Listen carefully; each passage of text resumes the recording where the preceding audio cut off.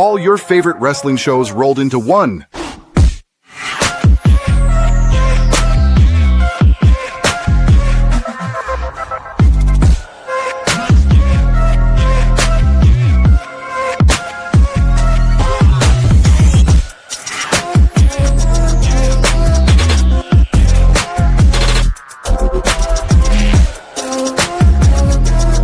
Welcome to the WeBook It podcast. Let's start the show. Whoa, hang on a second. What's going on here? This isn't Fritos. That's right. It is Coach and Sir Claudius taking over the Smackdown Lowdown, Hoedown, Throwdown, bringing around town. Whoa now show on this Friday night. And, you know, Fritos, he's got a big day tomorrow. So, you know, we were being nice about it. And we said, you know what, let's help the brother out. And he's going to get absolutely hammered, just like Sir Claudius is doing right now. Look at that handle. Yeah. You drinking the King tonight? No, it was just this golden margarita shit I got from Sam's. It was just a little bit left. But I still got a fresh 15 pack of Nutty Light that I'm looking to knock out tonight. So there you go. Oh yeah. But see, you doing good, man. We're gonna talk some SmackDown, but I want to check in with you first. How you doing, man? I'm good, man. Despite battling the seasonal allergies here, in good old Springfield, Illinois. I'm good. Glad to finally be off the market and be in a relationship again. We kind of hinted at it on the pod on Sunday, but yes, Sir Claudius is back off the market after about 10 years now. It's been about 10 years since my last relationship. So yeah, amazing woman. It's an old friend from UIS. We got reconnected, and everything else followed after that point. She shot her shot like Steph Curry and made that joint and took a chance, went on a date, had a couple of hangouts, and, asked her to be my girl. So, and it turns out she's despite her being I guess in her words, a lighthearted Cardinals fan, which means, she's not diehard like you and Fritos are and Tank.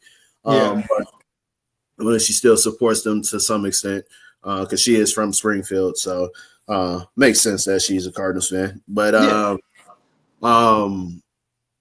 she also grew up a huge wrestling fan. So she attitude era, ruthless aggression era, and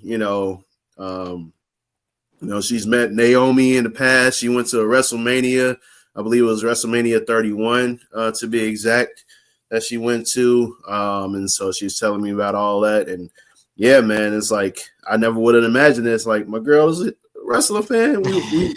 We watched Monday Night Raw together on Monday, so it was pretty cool. She came over. Like this last Saturday, she kicked my ass in some Uno No Mercy with a Stone Cold Steve Austin shirt on. So yeah, that was fun. And then she came over yesterday. I wanted to get my revenge, which I did in a way. She had the Stone Cold Steve Austin shirt on, but she had a sweatshirt over it, and then revealed after the fact that after I won that she had the Steve Austin shirt on. I'm like, oh, great. But yeah, man, it's been an awesome time. And so just grateful to be able to share my love of wrestling with someone.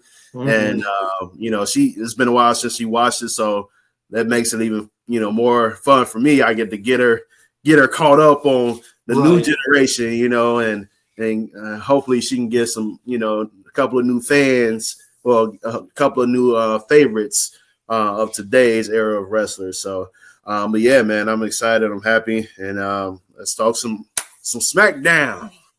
Yes, sir. So this was live from Australia this morning. So for those of you still kind of tuning in on the USA version, we got access to the results and everything earlier, but I think we're doing pretty good on time. That we're probably going to finish right as the taped SmackDown is done. But we jump right in, and Cody Rhodes is opening up the show. Just usual giant pop from the international crowd. They're singing the song. The pyro's actually on point today. It's not delayed or anything like it was a couple of weeks ago. But he's coming out wearing his Crown Jewel ring that he won last year. And, of course, the Crown Jewel belt is in the ring as well in its glass case. And then it was nothing too crazy about his promo in general, but more what was the memorable part was what he was doing with the crowd. The crowd was chanting that Seth Rollins was a wanker. Of course, Cody was poking fun, and he basically calls to Michael Cole and says, "Hey, Cole, what are they saying?" and just chucks the microphone at him. So Cole has no idea what to do. He just hands it over to Wade Barrett, to which Wade Barrett says, "Cody, I believe they're saying Seth Rollins is a wanker," and the crowd goes crazy. But that looked like a very unscripted segment, which what makes it memorable. But other than that, not a whole lot to take away from the opening segment except for one final build-up to the match between him and Seth Rollins. Just kind of run-of-the-mill build-up there on that one. Nothing like we saw Monday night on Raw. But see, what do you think of this one? I did feel like it was kind of a bit lackluster compared to, like you said, like it wasn't Monday Night Raw. But, I think there's only so much you can do, and say. When you consider the rivalry between these guys, it sells itself, honestly. Cody has won 3 times. One of those times was Hell in the Cell in Chicago or Rosemont. And just shortly before that, maybe I think a week or so, tore his pecs or something like that.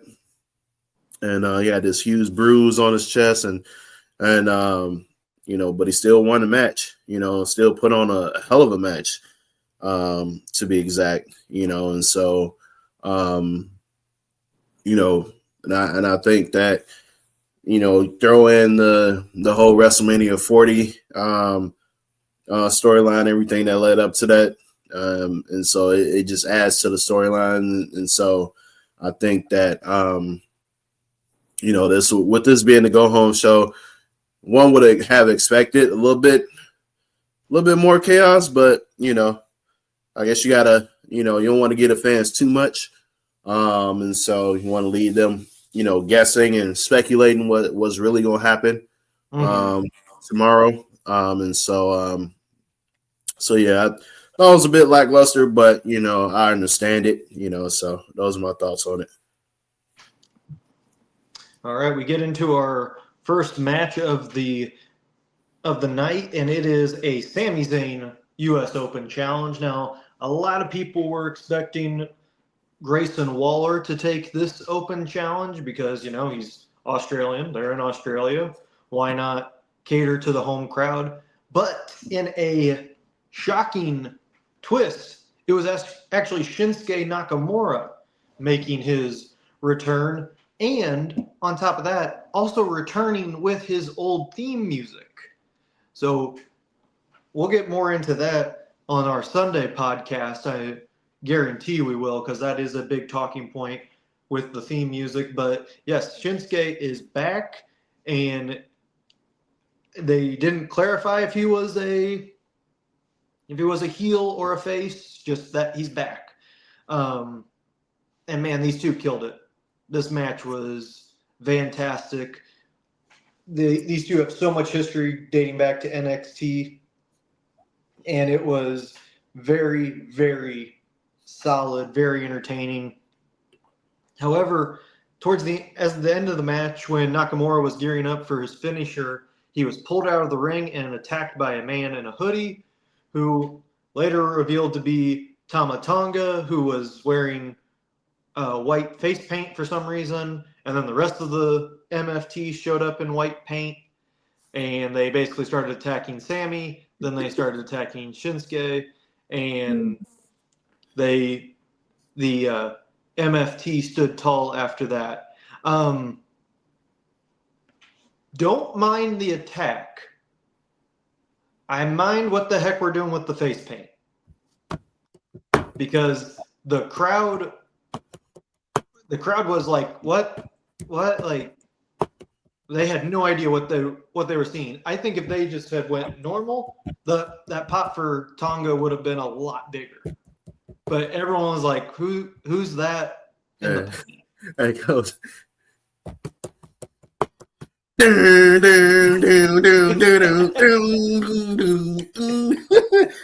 going to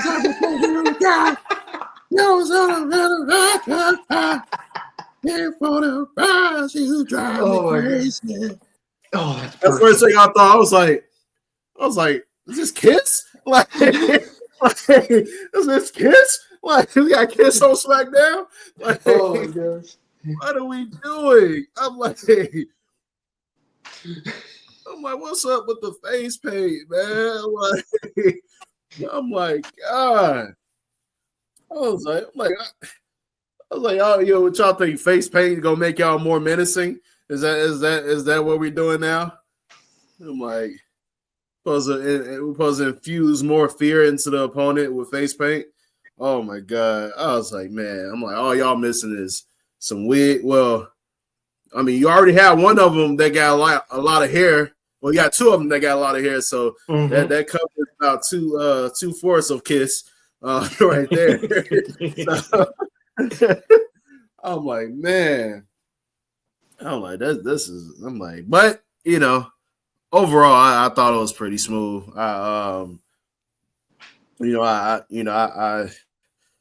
Good to see Tama Tonga back. Obviously, I wasn't sure if he was going to come back and join them or if he was going, be on the side of, whoever else. But, I guess now at this point, now that Jay and all them are back on Raw, over on Raw, makes no sense for him to join them. So yeah, the NFTs are stronger than ever, man. So it's pretty solid to see them back. And then in regards to Sami and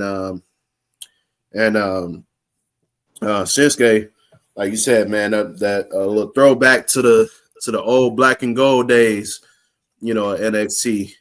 We know they I think Shinsuke's debut was against Sami on NXT, and we know they pretty much set the roof on fire in that match. So yeah, it was good to see them, going back at it again after so long. So yeah, I enjoyed it. All right, we get to our next match, which is a tag team match between Stephanie Vaquer and Tiffany Stratton versus Giulia and Kiana James. And I mean, this match was more kind of building the tension into tomorrow night with Tiffy and Stephanie's battle. I'm going to be honest, not a whole lot to take away from this match. It was more, I think it was more of a showcase for Giulia because she hasn't wrestled a whole lot ever since she won the U.S. Women's Championship, which is ridiculous to even think about. So I think this was more for her to kind of show her shine and everything. But other than that, I mean, there were some spotty things going on. Tiffy kind of looked out of sync. Kiana is still getting back into fighting shape, I should say, since she's coming off of her knee injury. So I'm kind of giving her some leeway there. But yeah, Tiffy just did not. It's been a rough couple matches for Tiffany Stratton the last month, maybe even two. But yeah, nothing too crazy about this match. Tiffy and Stephanie did end up getting the victory, and that was pretty much it. Let's see what you think. Yeah, I do think it was a bit rough go for Tiffany.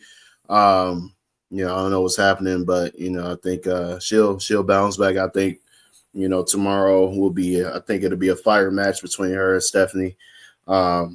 Giulia, like you said, it's good to see her back, showcasing her ability along with Kiana James. So yeah, I think we'll see down the line what happens. With Giulia, I wouldn't be surprised if her and Kiana James end up splitting up as a tag team and end up facing each other. But in regards to Tiffany, I do think she will lose this match against Stephanie Vaquer. I don't think Tiffany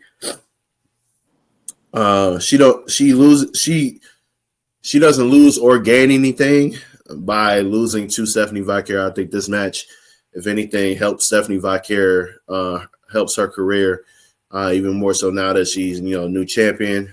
She's on the rise, man. So I think this would be pretty good for her. So yeah, those are my thoughts. Yeah, I agree with you 100% on that. So now we get to our next match, which is a tag team championship match between the Wyatt Sicks and the Street Profits, running it back one more time. And, these guys, I love when these two go against each other because they just have great chemistry. They're not afraid to take some high-risk spots. What I do hate about some of this is so many damn commercials, especially during a title match. Did they at least do my bad, don't mean to cut you off, but did they because I didn't watch it live, did they do the split screen thing or no? They did for a little bit, but the initial was just a straight commercial. Okay. They would come back, then they did another commercial, and then it was the split screen. But it just takes so much away from the momentum that these guys are gaining, and it just sucks. Do you think that? Because I always like the split screen. So even though you can't hear the commentary, you at the very least you're able to see what's going on in the action during the commercials. Do you prefer? If they do the commercials, would you prefer for them to do the split screen, even though you're not going to be able to hear the commentary, but you can still see the action? Oh, 100%. Okay. Yeah, I didn't mind the split screen. Okay. I think they timed it poorly. It was my issue with it. Oh, okay. I get what you're saying. I don't mind it. I would prefer that over anything. The timing of it was not great because it was towards the end of the match, and then we just cut to a commercial where we need to see that full length picture, and they timed it terribly.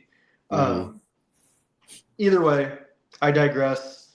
The Wyatt Sicks pick up the victory, and then after the match, the MFT comes out, and they have a stare down with the Wyatts, and in fact, Nikki Cross actually gets in front of Solo and basically starts chest bumping him, like daring him to make a move, to which Solo just backed away, and they called off the dogs. But that looks like the rivalry that we had assumed was going to be started in August is now starting now, so a couple months late, but either way, it is happening. The MFTs versus the Wyatt Sicks. See what you think of the match and the standoff. So, all right. The match itself, obviously, we know the chemistry between Wyatt Sicks and the Street Profits. We know those two teams in general have really helped revitalize the tag team division on SmackDown. And so anytime those two go at it, we know the other two teams were DIY and, the Motor City Machine Guns. Those four teams are really, helped. They all four of them have really revitalized the tag team division, make us love tag team, wrestling again. So there's this, I feel like there's this big renaissance going on with the tag team division, at least on SmackDown. Monday Night Raw, you got to step your shit up. So But no, yeah, the match itself was good. And then the aftermath, I did get a little.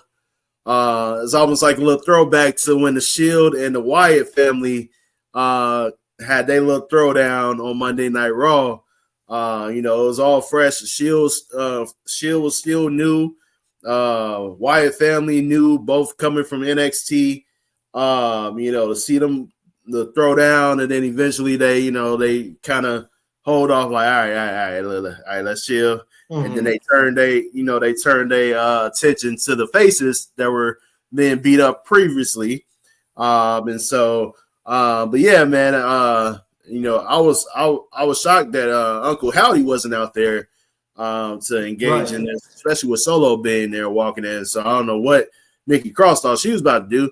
I'm like, unless the MFTs got a woman on the way that's going to help them out, because they're going to need one at some point, to deal with Nikki Cross. So I don't know who that person's going to be. I don't know if they bring Tamina back or they have somebody, Samoan family member that we don't know about that's on the rise, But I thought it was pretty smooth. It looks like we got our men's War Games match. I will hope that that's going to be the match for War Games on the men's side. Whatever the rumored War Games match is, I'm not trying to see that shit. So, picture it, a tag team title War Games match. I could get down with that.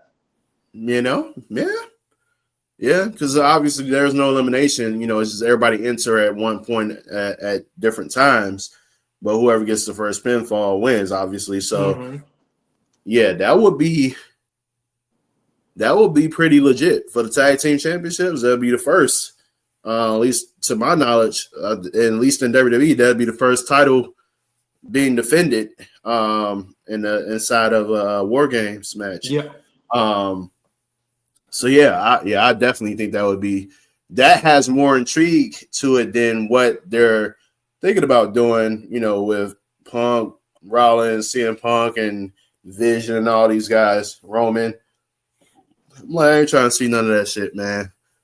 I'm like, the last 2 years we've had some of the same combination of folks in War Games match. And now this year, technically, with the MFTs, this probably be the third straight year for a bloodline related member being involved in the War Games match. So it seemed like War Games is pretty much the bloodline's territory in a way. Yeah. Those are my thoughts on it. I'm excited for this new rivalry. I think you can push this one all the way through, the beginning of next year, honestly. Yeah. Yeah, I agree with that. So going in now, we get to our main event of the evening, and it is a Falls Count, or I'm sorry, not Falls Count Anywhere. It is Falls Count Anywhere, but it's a last man standing match between Aleister Black and Damian Priest. And this one is exactly as advertised. It was psychotic with these two men. They were laying it all out there. Steel steps, kendo sticks. I mean, Black stomped on Priest from the top rope onto the steel steps. That was a sweet spot. Then from there, he hits the Razor's Edge onto the announce table, which last time completely knocked Aleister Black out, but this time Aleister Black comes back up. And then that takes them into the crowd. And then they get onto the production table and everything. And then finally, this is something we have been waiting for or curious to see if this was going to happen. Zelina Vega comes out to plead with Damian Priest not to hurt Aleister Black. And why is that? That is because Zelina Vega is married to Aleister Black in real life. So this was a great thing to see. She is encouraging Priest from doing anything Priest just keeps shaking his head, saying, "No, I'm going to do it." Black is talking smack, and it looks like he's about to accept his fate. And then all of a sudden, out of nowhere, he throws a freaking fireball into Damian Priest's face.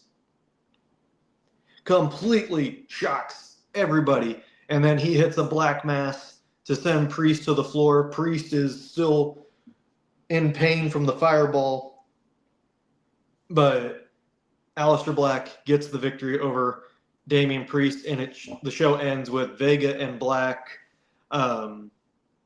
holding each other, just watching Priest lay in pain.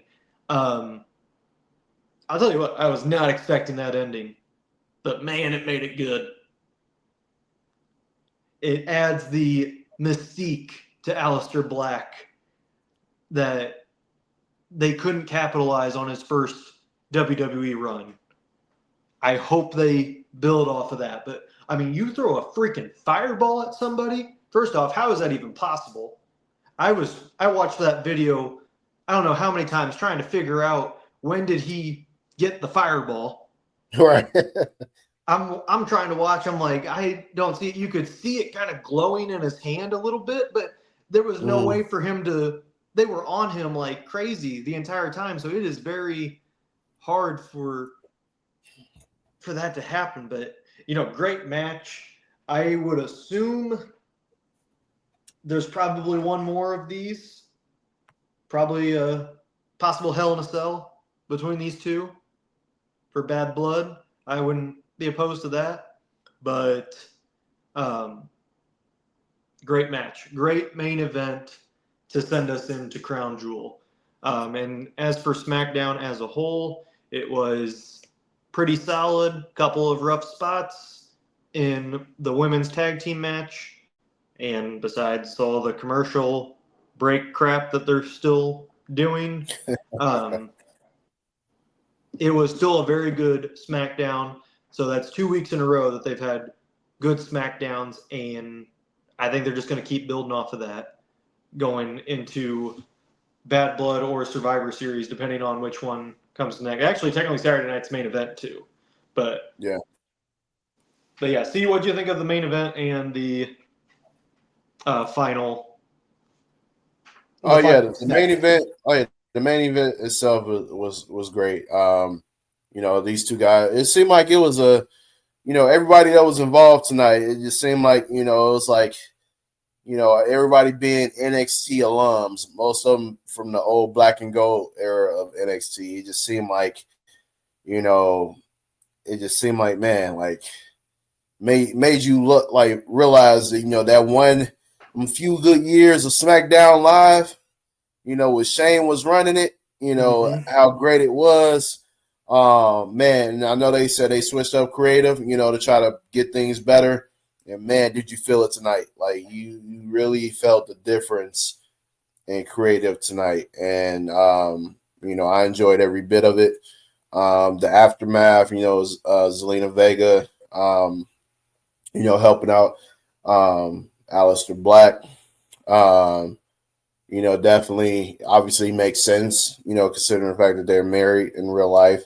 I think WWE is now starting to hold I think they're starting to realize, well, might as well, at this point it's out there that a lot of these male wrestlers are married to some of these, female wrestlers in real life.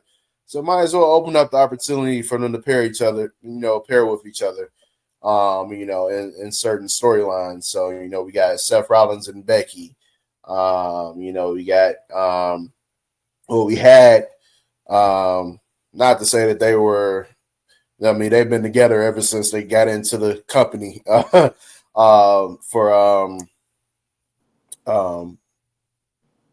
Karrion Kross and Scarlett. They've been together from the beginning, but and then now you got Aleister Black and Zelina Vega. So I'm glad that they're like kind of throwing them into a rivalry together. Now they can really, kind of be around each other.